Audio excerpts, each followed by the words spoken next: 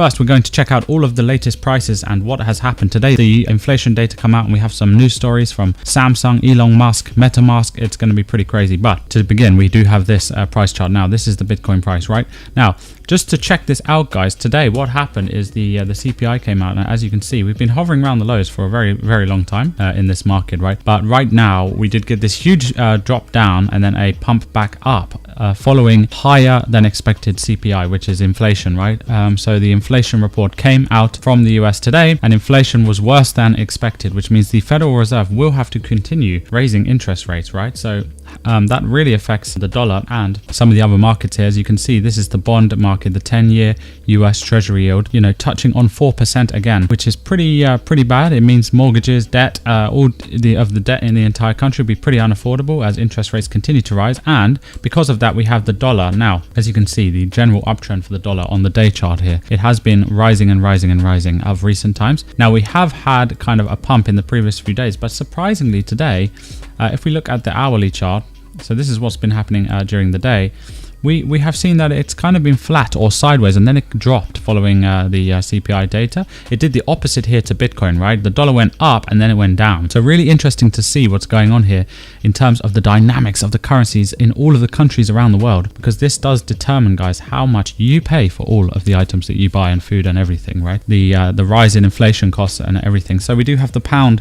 recovering today, the UK pound, right? Our currency is up by 2% in one day, which is just crazy. Currencies are not supposed to move, like low cap cryptocurrency altcoins fluctuating wildly in price on a day-to-day, but there we go. So it turns out that the pound is more volatile than Bitcoin at the moment, and the reason the pound is acting like this is because the crazy inflationary stimulus package that was announced by Liz Truss, right, in the UK, and our new Chancellor Kwasi Kwarteng. They have announced that they are going to be printing so much money, 60 billion minimum, in order to fund and pay for, guys, tax cuts, which we shouldn't be doing if we're broke, right? And that's exactly what we are. This country is completely broke. We are in so much debt, just like all the other countries. However, we are, we now have the problem of inflation, which is the problem. It makes all prices go up as we continue printing more money. And we're basically throwing fuel. We are throwing gasoline on the already huge fire. So let's hope that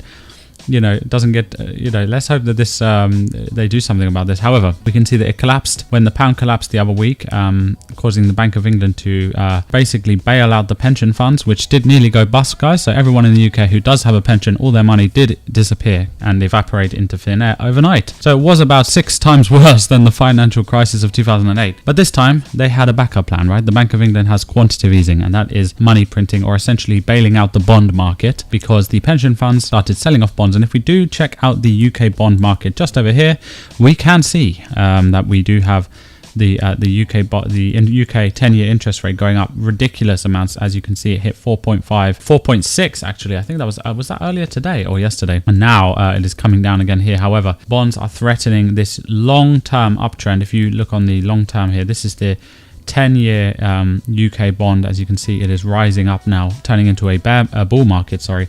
And this is the 10-year US bond doing the exact same thing. And this does mean that people's houses will get repossessed by the bank, and because mortgages will not just double, not just triple, guys, but in some cases quadruple in the amount that people with variable rate mortgages, their monthly payments will go up to hundreds, in some cases even into the thousands of pounds. It is absolutely crazy. It's a cost of living crisis in the UK and in many countries around Europe because of the energy crisis. And Liz Truss has announced in the UK, like a cap on energy bills, but in order to do that, they're actually doing it by making the core of the problem worse by printing money. Right now, they should be essentially, funding it with real tax rises or cuts in other areas of government spending. They could be doing that, but they're not doing that. So it is pretty wild. Now, what's happening with the oil market, if you guys can see, because remember, oil determines the price of all goods, right, in most countries, in all countries, sorry, and that does include food, transportation,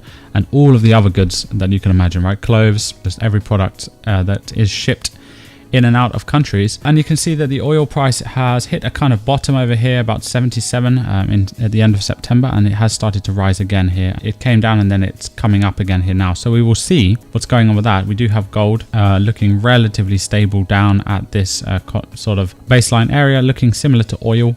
However, oil is pumping due to Biden depleting the US reserves, and then OPEC, basically the OPEC agreement led by Saudi Arabia, basically announcing that they are going to be cutting their supply of oil to the US, infuriating Biden just before the elections coming up in November, guys. So there is crazy stuff happening. Now, all of this stuff has a lot more nuance and details into it. So if you guys want to see more, subscribe to the channel, turn on the bell notifications. That is HotCuppaCrypto over on YouTube and on TikTok and everywhere else, guys, if you want to find me. However, we will try to get some news videos out very regularly there on the channel. We also do DeFi project reviews and checking out new projects in cryptocurrency and analyzing the market in general. Because guys, I created this channel because I'm absolutely passionate about crypto. So, and I do believe that it has a long-term future, despite Bitcoin having, being in a bear market right now. Guys, we have seen this many times in history. We have seen this in the past, right? If we go all the way back, we are currently at the top of the previous bull market's price. The bull market, the peak of that bull market was 19,000, and we're using that as new support now for the bottom of this bear market, which is really awesome, right? It's good to see how the price in the long term is, how Bitcoin is continuing to gain mass adoption is absolutely awesome. So let me know, guys, if you believe in crypto as well and what you think about Bitcoin in the future.